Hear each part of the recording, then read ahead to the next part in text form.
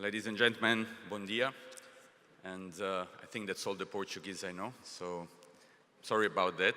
I will need to speak in English, and I will try to speak slowly to make sure that everybody will be able to follow me. So first of all, thank you very much to the organizers for inviting IATA, the International Air Transport Association, to present the airline's perspective on the regulatory issues that we're still facing in Europe, the future of the regulation, and the single European sky. I see a lot of young people in the room, so maybe not everybody knows who IATA is. As I said, IATA stands for International Air Transport Association. It's a trade organization based in Montreal, representing the interest of about 265 airlines across the globe, covering more or less 83% of total air traffic.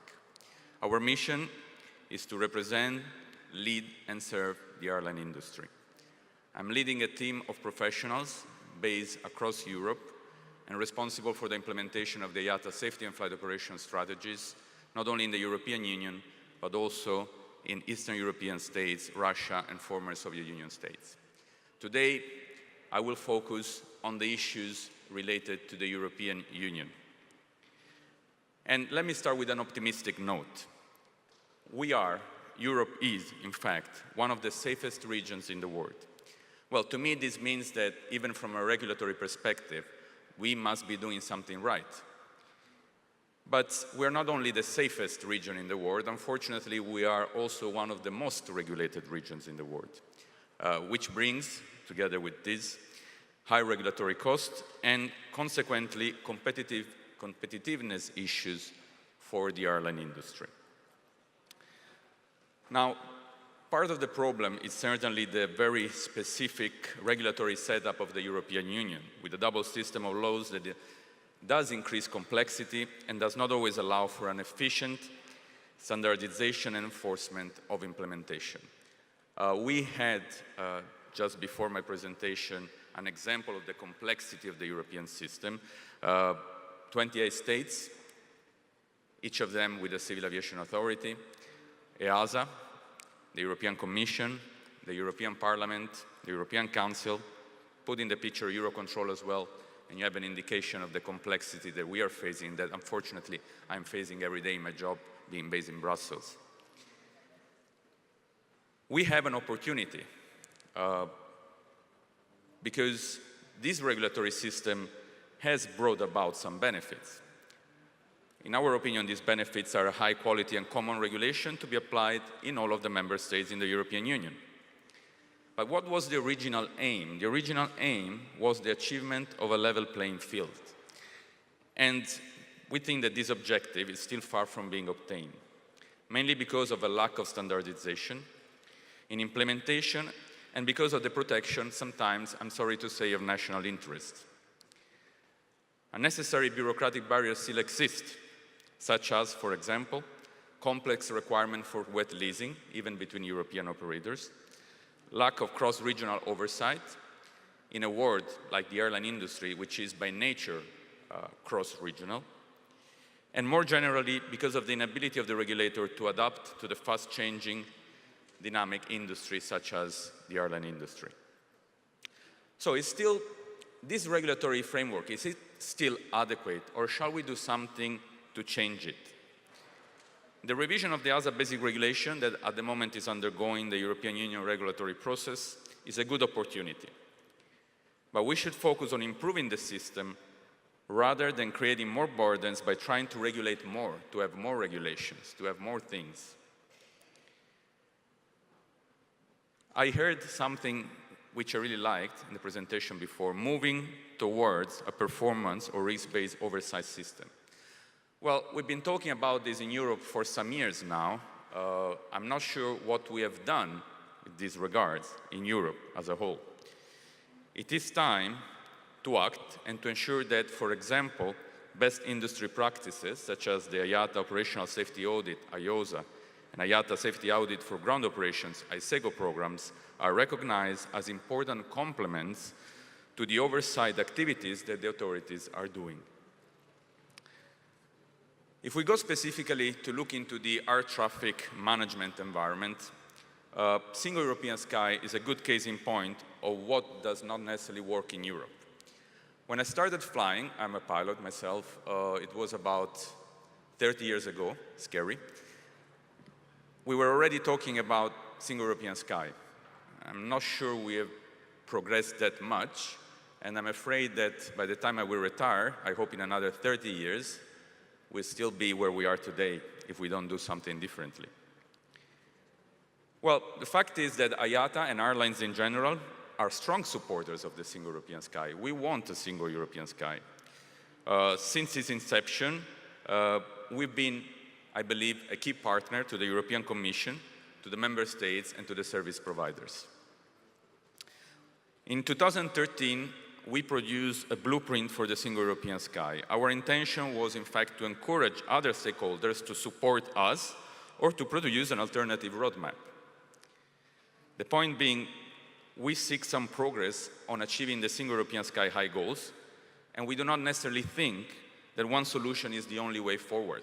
We are open to different solutions as long as the Single European Sky goals can be achieved. As some of you may be aware, since this time, the European Commission produced a regulatory proposal, which is called the Single European Sky 2+, which IATA continues to support and considers a reasoned and practical way forward on Single European Sky. Unfortunately, once again, despite the support of the European Parliament, the proposal is locked somewhere in the legislative process between the Council and the Parliament. It's caught up in the Gibraltar issue, and we are unlikely to see its passage and come into force in the near term. Although, I have to say somewhat paradoxically, Brexit may remove the Gibraltar issue, thereby opening the way for further legislative dialogue on Single European Sky 2+. But no matter, I'm pretty sure we will not see Single European Sky 2+ being implemented anytime soon. So let's just look at Single European Sky in its component parts, which are the performance scheme, the functional airspace blocks, the network manager, the technology pillar of the Single European Sky, CESAR, safety, of course, airports, and the human or social element. Let me start by the performance and charging scheme, which has always been and it still is strongly supported by IATA. Unfortunately, to date, we have not seen the sort of promised benefits, although we do agree that the European ATM is much better today thanks to this scheme. We are now looking at reference period 3 and see a compelling case that the scheme must lift performance a level beyond where it has during reference period 1 and 2. We need a scheme that acknowledges that more than 25% of planned capital expenditure has not been realized year on year. And yet, we, the airlines, have paid for this unmade investment. We need a scheme that better balances the risk and rewards across all of the value chain. We need an economic regulators all across Europe that are resourced and capable to hold service providers to account. What we don't want anymore is regulating for a 3% return on investment and allowing for a 20% return on investment. The airlines need their air navigation service provider to be able to make reasonable profits and to invest in their system, in their people, in their services. It must be safe, but it also must be sustainable by all of the system. The second element of Single European Sky is functional airspace blocks, normally known as FABs. Well, these are acknowledged by all as almost a complete failure of implementation. We continue to support this policy, but it is clear that the implementation has not delivered any of the foreseen benefits. We believe that the European Commission will likely look in the future for means to move away from this approach, as it doesn't make much sense, at least from their perspective, to continue on this road. The third element is the network manager, which is a strong focus for us at IATA. We engage on a daily basis in the governance, in the crisis management aspects, and also in the tactical day-to-day ATFM domain. We are very keen to see the network manager evolve more fully into cost-efficient and transparent service provider. We see the planned revision of the network manager implementing rule this year and the nomination process for the network manager beyond 2020 as genuine opportunities to challenge the status quo and improve the performance of the European ATFM. Well, let's not forget that the capacity target for reference period 2 will not be met for any single year of the reference period according to the latest network manager forecast. SESAR, the technological part of the Single European Sky, continues to be a great hope for the airline community. We can generally see how the ATM sector needs investment in systems and infrastructure to make possible the source of capacity, safety, environmental, and cost efficiency gain the Single European Sky is promising. The process to synchronize and coherent system service improvement across European states is not easy. To date, we have seen very little by way of measurable benefits actually implemented in the real world that is stemming from SESAR. But we are optimistic that the pilot common project can and will be delivered, and then common project 2 will further the performance improvements even more. Here, we must not have the pilot common project review that's currently underway dilute the current regulation, and we must have an ambitious but achievable common project 2.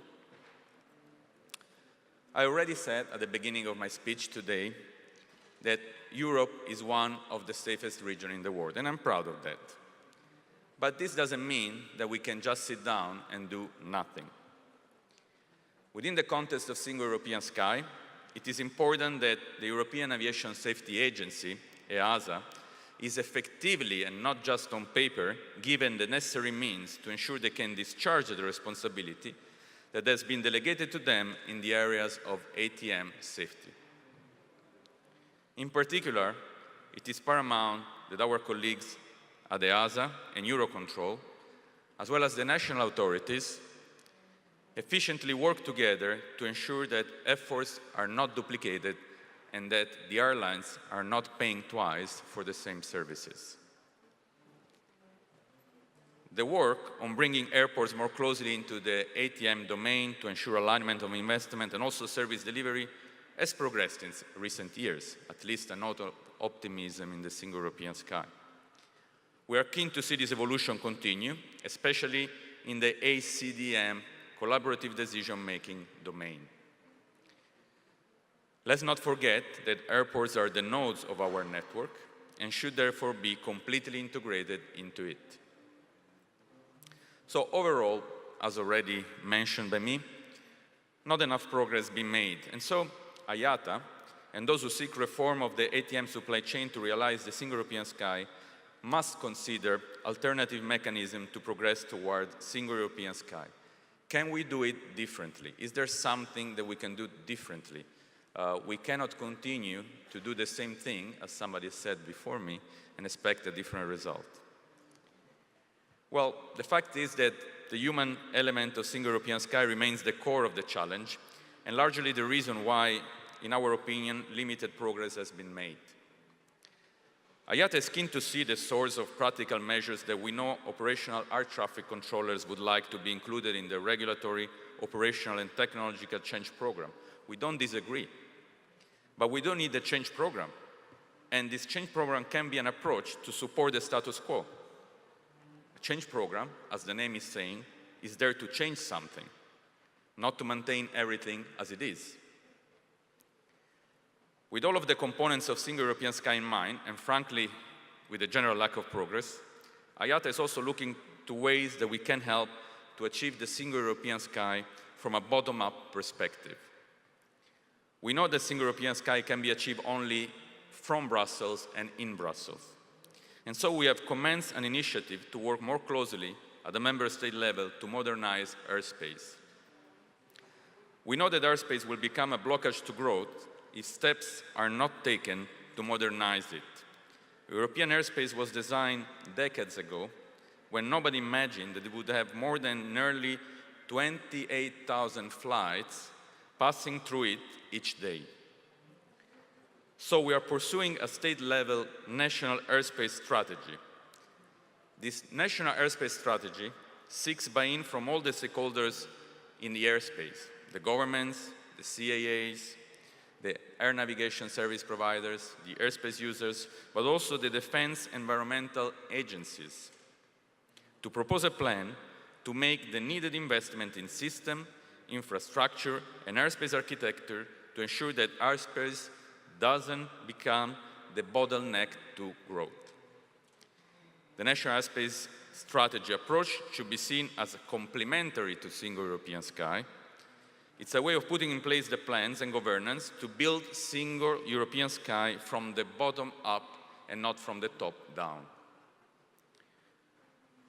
Let me finish by saying that it is IATA and the airlines community expectation that all involved stakeholders, including states, will leave aside their own particular interests to ensure Europe's air transport industry remains not only one of the safest in the world, but also one of the most efficient and successful industry in the world.